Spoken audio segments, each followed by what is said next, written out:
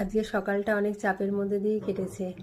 আজকে বাবিন বলল, মা আমাকে চকলেট মিল্কশেক বানিয়ে দেবে, তো ওকে দিলাম চকলেট মিল্কশেক বানিয়ে। এদিকে বাবিনের বাবাকে করে দিলাম দুধ চা, কারণ অনেকটা দুধ বেঁচেছিল, না হলে আমি লিকার চাই করি।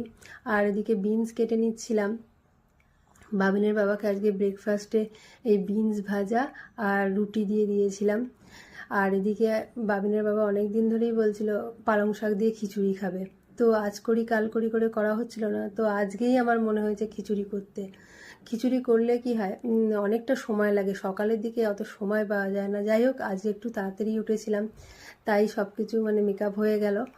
তো এদিকে মশলা ভেজে নিচ্ছিলাম একটা জায়গা, আবার একটা জায়গায় এই আলাদা আমি ডাল সেদ্ধ করে নিয়েছিলাম, আর এক জায়গায় চালটা সেদ্ধ করে তারপরে সব সবজি সমস্ত ডাল তারপরে এই মশলা ভেজে আলাদা করে সমস্ত একসঙ্গে মিশিয়ে এই খিচুড়ি করে দিয়েছিলাম সকালে। আর শসা আর আচার ছিল, ওই আচার দিলাম, আর পাঁপড় ভাজা দিয়েছিলাম সাথে।